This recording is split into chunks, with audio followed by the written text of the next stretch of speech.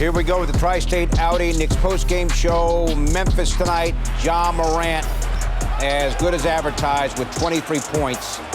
Memphis went up by 19 in the first half, and every time it seemed that the Knicks got close in the second half, they were unable to come away with the loose ball situation. Here, Jaren Williams gets it, the rookie, a career-high 21, won 9 of 11 from the floor, and Memphis wins it 120 to 108. Great to have you with us from our Delta MSG studios. Bill Pito, Monica McNutt, Wally Zerbeck. Boy, the Knicks got within 5 at 95-90. Then they got within 6 after Memphis took another double-digit lead at 104-98. Wally, they just could not get over the hump. Good effort, just couldn't get over the hump. The effort was outstanding, led by Julius Randle. He was almost a triple-double. He was all over the place, hustling back on defense, hustling on the boards. But that's a very good basketball team. I mean, they're third in the West for a reason. They're 36-18 or whatever they are now for a reason. They have Ja Morant, and they have the perfect pieces. They have high-percentage shooters.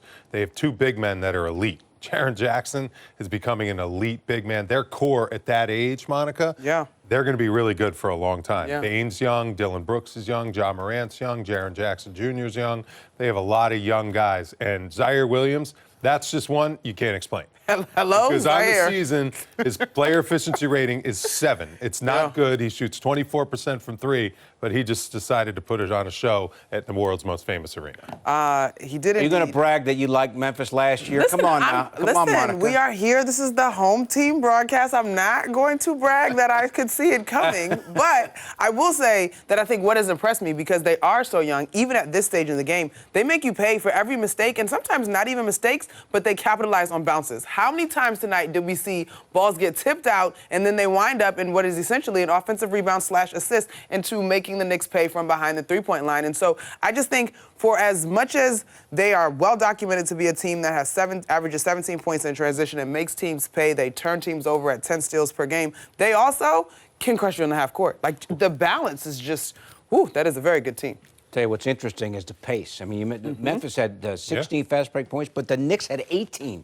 Rarely do you see the Knicks play with that kind of effectiveness in terms of pushing the ball. Hey, Memphis just had too much offensive talent. And as I mentioned, and let's take a look at the fourth quarter, I mean, the Knicks had a couple of chances just that close to maybe taking a lead. I know. Emmanuel quickly in that little mini 7-0 run where he got that and one on the three-point play. That was huge. Here it is. He gets fouled. He throws it up. He hasn't been able to make a shot for the whole month of January. Hopefully February is a little bit better month. Started off on a good note there, and then he backs it up next possession, nails that 3. That was the 5-point game, but then 2 straight turnovers by Emmanuel quickly allows Memphis to get out in transition. And boy, Jaren Jackson Jr., he is tough. The way he's almost 7 feet doing that. Yeah. He is long. He's a tremendous shot blocker. The way he shoots the basketball from outside. Evan Fournier, it's just such a shame what an effort he put up today. 8 threes. Just was all over the place. If he just could have grabbed that loose ball, would have made a huge difference for the Knicks. Ends up in Zaire Williams' hands. I mean, that's a guy you'll live with taking the shot. You don't want Bane open because he's automatic. He had 4 threes tonight. Ja Morant was 0 for 6 from the three-point line, so you can kind of let him shoot some threes. Jaren Jackson on fire. You'll live with Zaire Williams. He just beat the Knicks, shot great, and had his career-high game.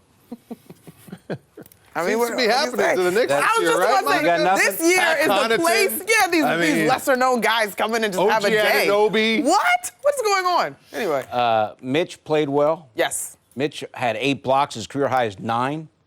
Randall was 1 assist away from a triple-double. He's now put together a string of really good efforts, and Fournier had the 30. Yeah, well, that's the thing. You had a bunch of guys that played well, and that's what the Knicks are going to need. They're going to need this type of effort. I think if they play like this, they're going to win a lot of basketball games. They just have to figure out a way to get everyone playing at that high level. And you mentioned the pace. In the third quarter, I noticed it. Memphis was pushing that ball right down the Knicks' throat.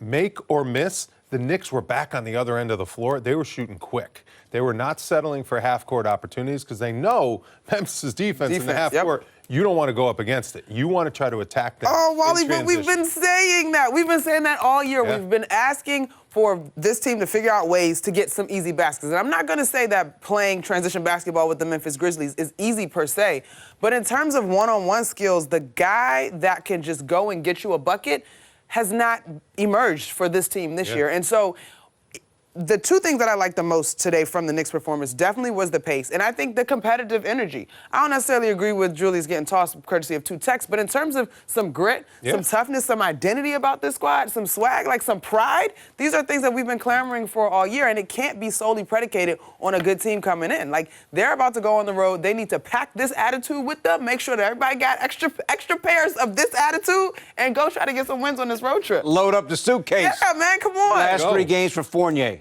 25, Monica, 18, and tonight 30. Yeah. I said it. When the ball moves, that's a good sign for everybody. I mean, in the half court in particular, look at Evan is a pure shooter. Double overtime, open the season versus the Boston Celtics. We said pure shooter, get him the basketball. And he has the ability to be efficient off the bounce to get other types of looks. And that's what you're seeing from him continuing to emerge. In many ways, he's gotten what he's asked for in terms of, okay, let's get Evan going. It seems like there's been a little bit more of a concerted effort as of late, which has helped him with his confidence. But it's not as if he's an unwilling passer as well in terms of what makes this entire offense click. But he doesn't need a ton of dribbles.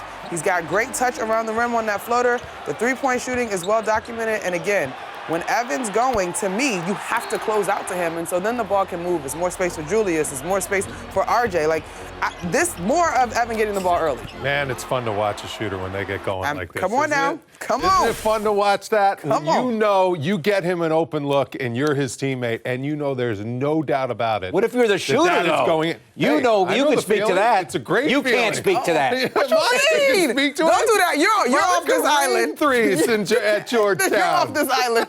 I'm just kidding. Players only. It's important, right? Players only, Pete. I mean, you're right, Wally. It's important. But I think, again, we talk about easy baskets, right? And every easy basket isn't necessarily a layup. It's also, oh, wow, my shooter is getting a clean look. Yeah. That counts as an easy basket and something that shows that there's more flow to an offense.